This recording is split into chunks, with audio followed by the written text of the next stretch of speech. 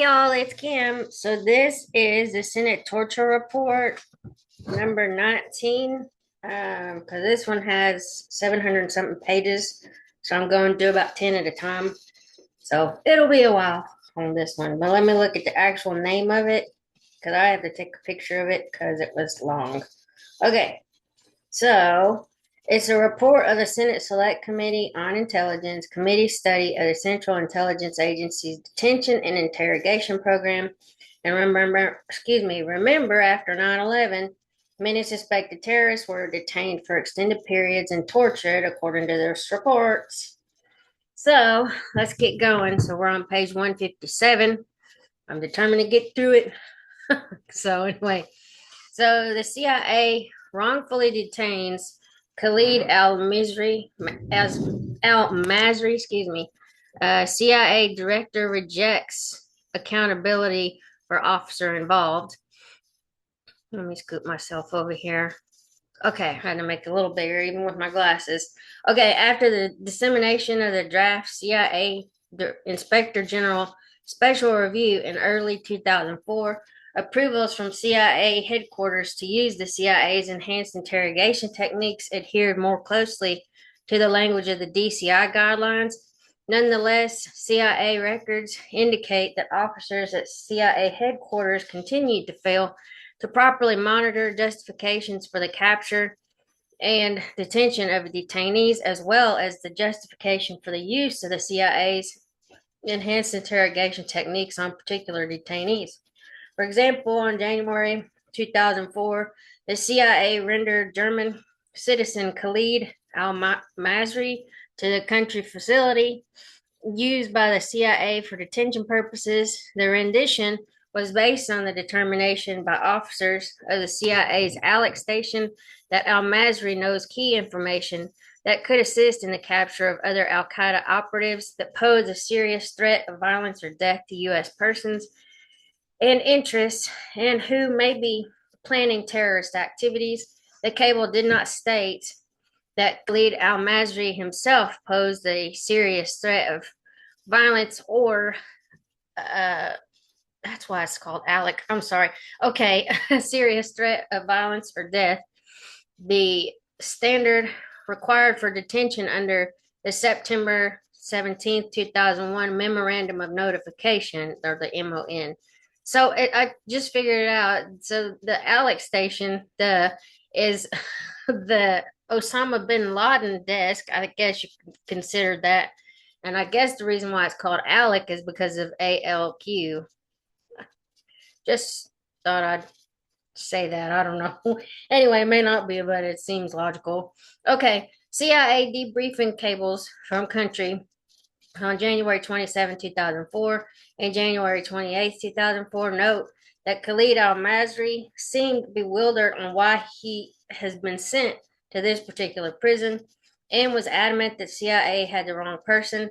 Despite doubts from CIA officers in country about Khalid al-Masri's link to terrorists and RDG's concurrence with those doubts, different components within the CIA disagreed on the process for his release, as later described by the CIA Inspector General. Officers in Alex Station continued to think that releasing Khalid al-Masri would pose a threat to U.S. interests and that monitoring should be required.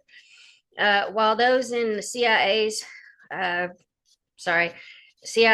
redacted division did not want to notify the German government about the rendition of a German citizen.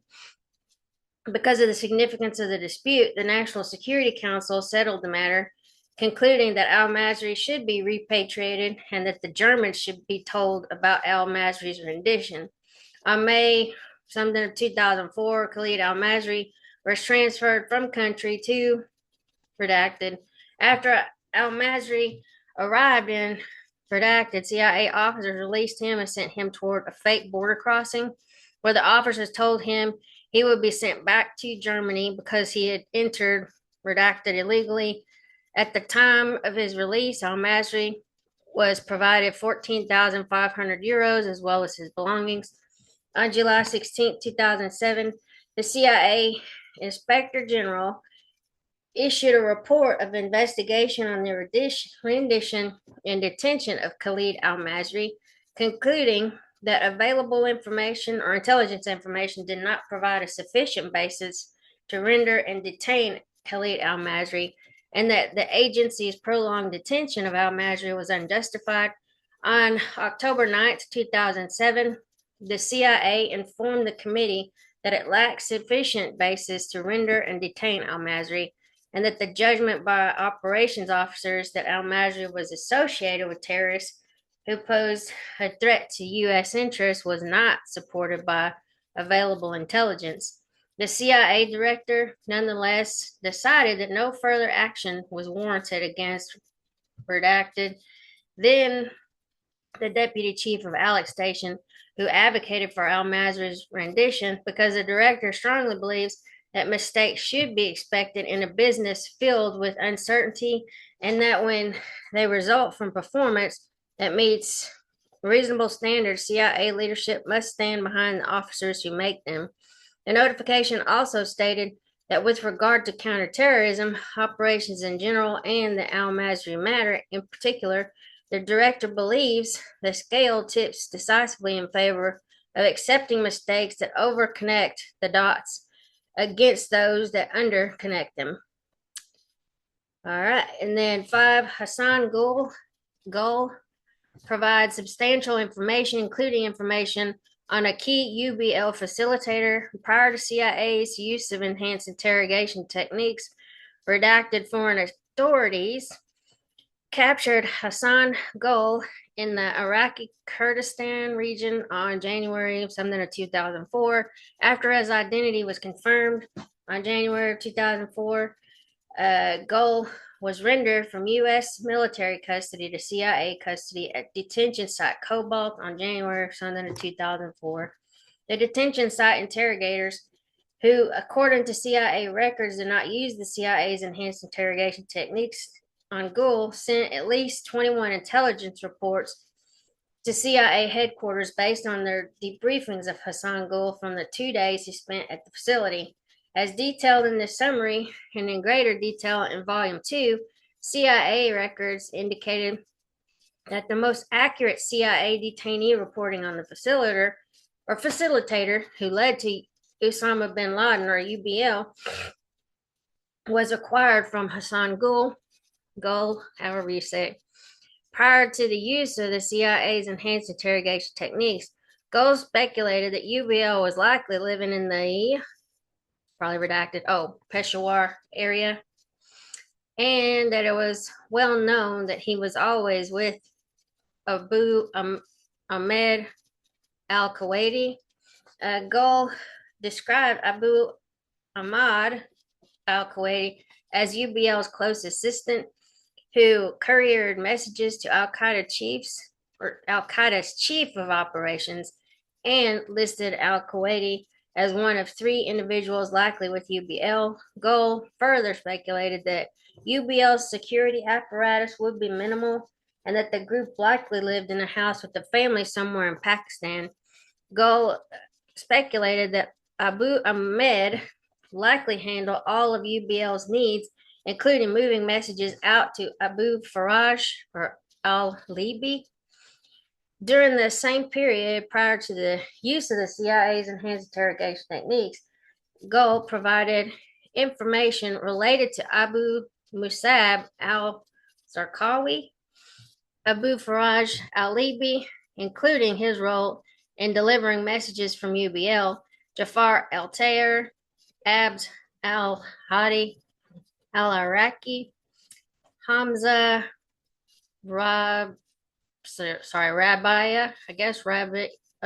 I don't know, Sheikh Saeed al-Masri, Sharif al-Masri, Abu Abd al-Rahman al-Najdi, something like that, Abu Talha al-Pakistani, and numerous other al-Qaeda operatives. He also provided information on the locations, movements, operational security, and training of all al-Qaeda leaders living in Sky, I guess it is Sky, Pakistan, as well as on the visits of other leaders and operatives to Sky. I guess that's how you say it, Shakai, because I would think the KAI sounds like an I sound, but I don't know. Who knows? Okay, goals reporting on Sky, which was included in at least 16 of the 21 intelligence reports, confirms earlier reporting that the Sky Valley served as Al Qaeda's command and control center after the group's 2001 from Afghanistan or exodus from Afghanistan. Notwithstanding these facts, in March 2005, the CIA represented to the Department of Justice that Hassan Gul's reporting on Sky was acquired after the use of the CIA's enhanced interrogation techniques.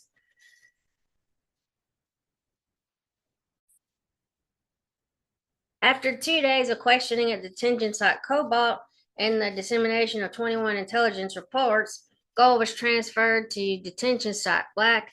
According to CIA records, upon arrival, Gold was shaved and barbered, stripped, and placed in the standing position against the wall with his hands above his head, with plans to lower his hands after 2 hours.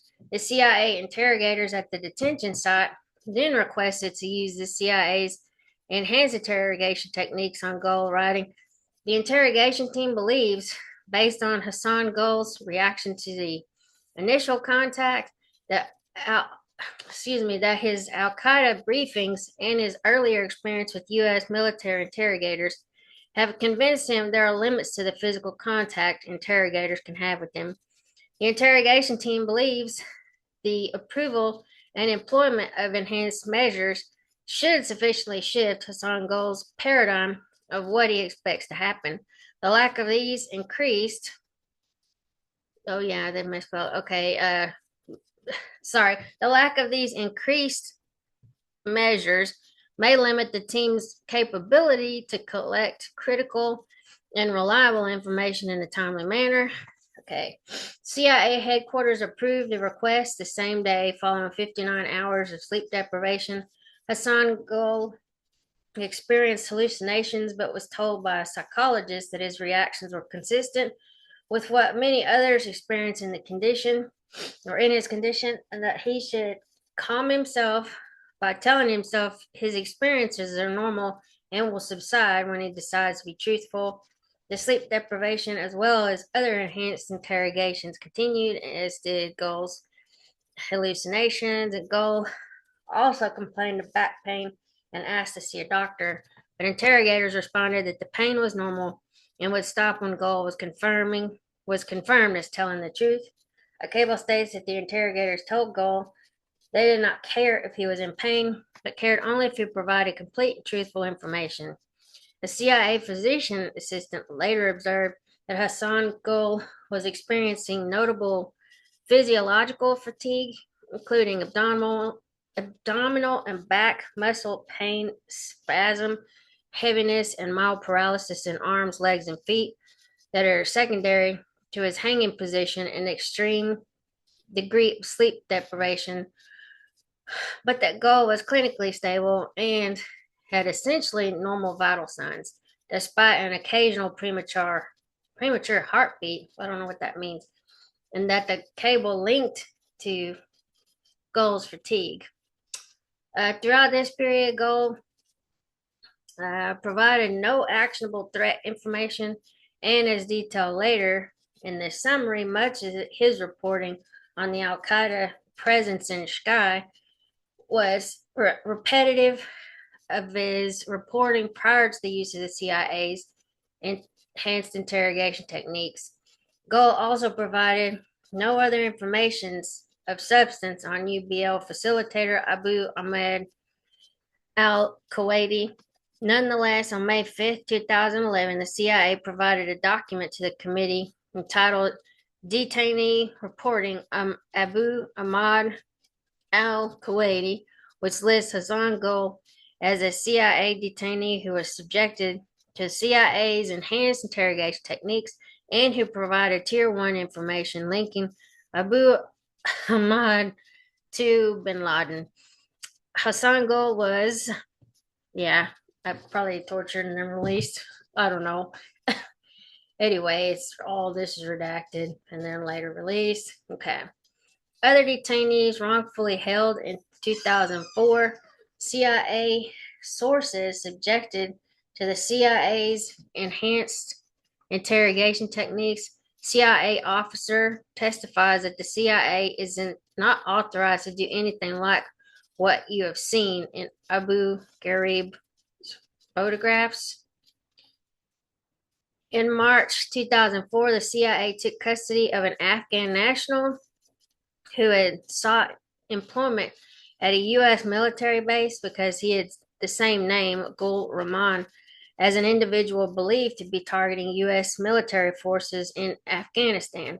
During the period in which the Afghan was detained, the CIA obtained signals intelligence of their true target, communicating with his associates. DNA results later showed conclusively that the Afghan in custody was not the target. Nonetheless, the CIA held the detainee in solitary confinement for approximately a month before he was released with nominal payments. In the spring of 2004, after two detainees were transferred to CIA custody, CIA interrogators proposed and the CIA headquarters approved using the CIA's enhanced interrogation techniques on one of the two detainees because it might cause the detainee to provide information that could identify inconsistencies in the other detainee's story. After both detainees had spent approximately 24 hours shackled in the standing sleep deprivation position, CIA headquarters confirmed that the detainees were former CIA sources. The two detainees had tried to contact the CIA on multiple occasions prior to their detention to inform the CIA of their activities and provide intelligence. The messages they sent to the CIA, redacted, were not translated until after the detainees were subjected to the CIA's enhanced interrogation techniques. During this time period or same period in early 2004, CIA interrogators interrogated Adnan al-Libi, a member of the Libyan Islamic Fighting Group. CIA headquarters did not approve the use of the CIA's enhanced interrogation techniques against al-Libi, but indicated that interrogators could use standard interrogation techniques, which includes up to 48 hours of sleep deprivation. CIA headquarters subsequently reported subjecting Adnan al-Libi to sleep deprivation sessions of 46 and a half, 24 hours, and 48 hours, with the combined 3 hours of sleep between sessions. Beginning in late April 2004, a number of media outlets published photographs of detainee abuse at the Department of Defense run Abu Ghraib prison in Iraq. The media reports caused members of the committee and individuals in the executive branch to focus on detainee issues. On May 12, 2004, the committee had a lengthy hearing on detainee issues with Department of Defense and CIA witnesses. The CIA used the Abu Ghraib, abuses as a contrasting reference point for its detention and interrogation activities. In a response to a question from a committee member, CIA Deputy Director McLaughlin said, "We're not authorized in the CIA program to do anything like what you've seen in those photographs." In response, a member of the committee said, "I understand," and expressed the understanding consistent with past CIA briefings to the committee that the norm of CIA's interrogation was transparent law enforcement procedures that had developed to such a high level that you could get pretty much what you wanted. The CIA did not correct the committee members' misunderstanding that CIA interrogation techniques were similar to techniques used by U.S. law enforcement. The CIA suspends the use of its enhanced interrogation techniques, resumes use of the techniques on an individual basis. Interrogations are based on fabricated single source information. In May 2004, the OLC, then led by Assistant Attorney General Jack Goldsmith, informed the CIA's Office of General Counsel that it had never formally opined on whether the use of the CIA's enhanced interrogation techniques in the CIA's program was consistent with U.S. constitutional standards. Goldsmith also raised concerns about divergences between the CIA's proposed enhanced interrogation techniques, as described in the August 2002 memorandum, and their actual application, as described in the CIA Inspector General Special Review. In late May of 2004, DCI Tenet suspended the use of the CIA's enhanced and standard interrogation techniques pending updated approvals from the OLC. On June 4th, 2004, DCI Tenet issued a formal memorandum suspending the use of the CIA's interrogation techniques pending policy and legal review. The same day, the CIA sought reaffirmation of the program from the National Security Council. National Security Advisor Rice responded, noting that the next logical step is for the Attorney General to complete the relevant legal analysis now in preparation. On June 2004, a foreign government captured Janat Gul, an individual believed, based on reporting from a CIA source, to have information about Al Qaeda's plans to attack the U.S. prior to the 2004 presidential election. In October 2004, the CIA source who provided the information on the pre-election threat and implicated Gul and others admitted to fabricating the information. However, as early as March of 2004, CIA officials internally expressed doubts about the validity of the CIA's source information. On July 2nd, 2004, the CIA met with National Security Advisor Rice, other National Security Council officials, White House counsel Alberto Gonzales, as well as the Attorney General and the Deputy Attorney General, to seek authorization to use the CIA's enhanced interrogation techniques, especially on Janat Gul. The CIA represented that CIA interrogations have saved American lives, that more than half the CIA detainees would not cooperate until they were interrogated under the CIA's enhanced interrogation techniques, and that unless CIA interrogators can use a full range of enhanced interrogation methods, it's unlikely that CIA will be able to obtain threat information from Gul in a timely manner. Janat Gul was not yet in CIA custody. On July 6, 2004, National Security Advisor Rice sent a memorandum to DCI Tenet stating that the CIA was permitted to use previously approved enhanced interrogation methods for Janat Gul, with the exception of the waterboard. Rice offered to assist the CIA in obtaining additional guidance from the Attorney General and the NSC principals on an expedited basis, and noted the CIA's agreement to provide additional information about the waterboard technique in order for the Department of Justice to assess its legality.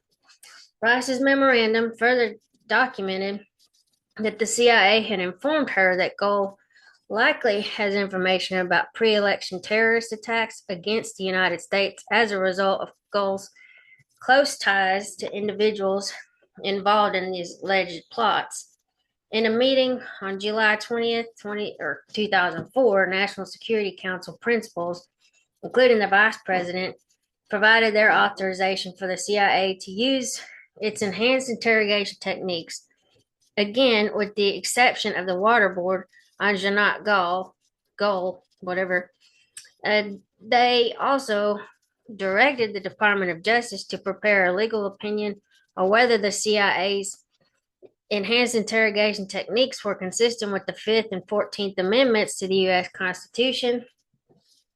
On July 22nd, 2004, Attorney General John Ashcroft sent a letter to acting DCI John McLaughlin stating that 9 interrogation techniques, those addressed in the August 1st, 2002 memorandum, with the exception of the waterboard, did not violate the U.S. Constitution or any statute or U.S. treaty obligations in the context of the interrogation of Jeanette Gall.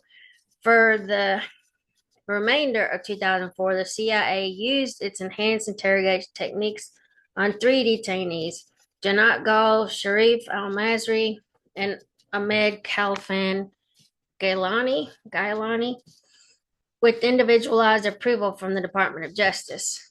After being rendered to CIA custody on July redacted 2004, Janat Gall was subjected to the CIA's enhanced interrogation techniques, including continuous sleep deprivation, facial holds, attention grasp, facial slaps, stress positions, and walling, until he experienced auditory and visual hallucinations.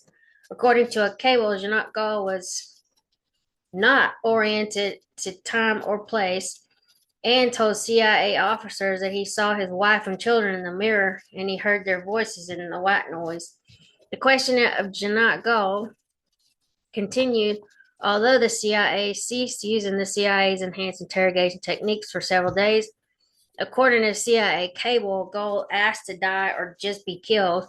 After continued interrogation sessions with Gall on August 19, 2004, CIA detention site personnel wrote that the interrogation team does not believe Gall is withholding imminent threat information.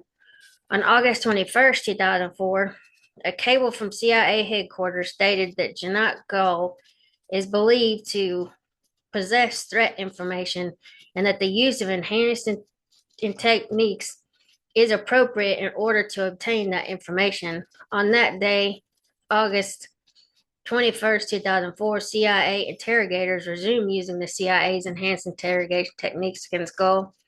Gall continued not to provide any reporting on the pre-election threat ascribed by the CIA source. On August 25th, 2004, CIA interrogators sent a cable to CIA headquarters stating that Janat Gall may not possess all that the CIA's believes him to know.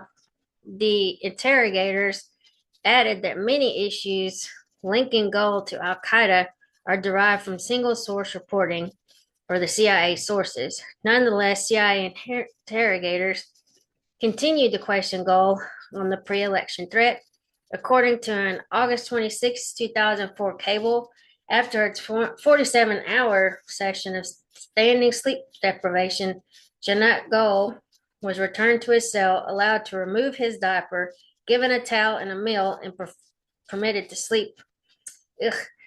In October 2004, the CIA conducted a redacted of the CIA source who had identified Gall as having knowledge of attack planning for the pre-election threat. Redacted, the CIA source admitted to fabricating the information. Gall was subsequently transferred to a foreign government. On Redacted, informed the CIA that Janat Gall had been released.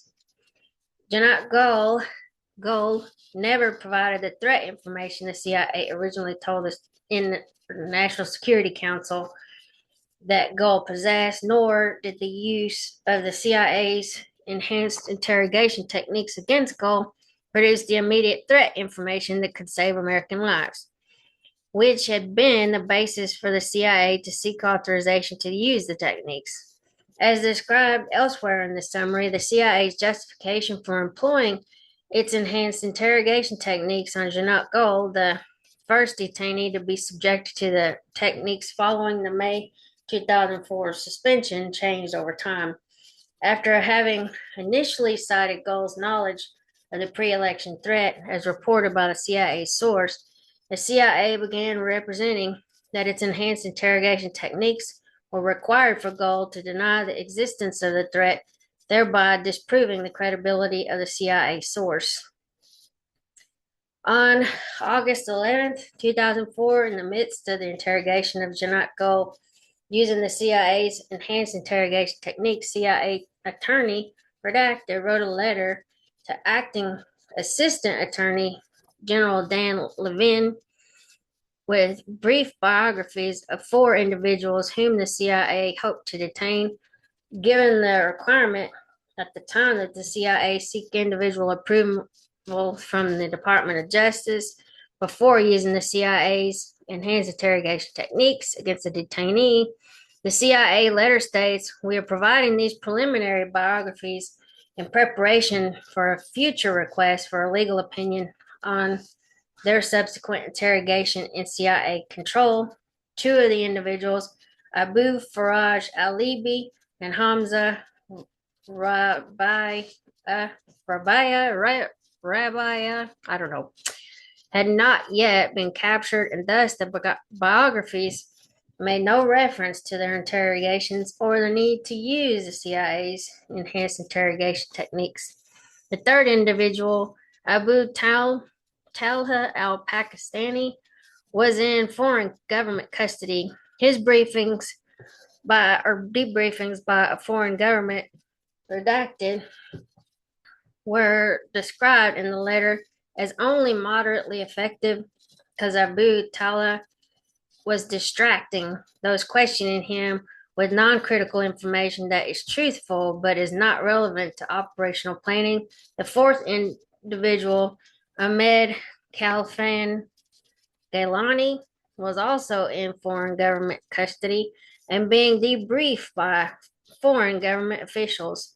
According to the letter, Galani's foreign government debriefings were ineffective because Galani had denied knowledge of current threats.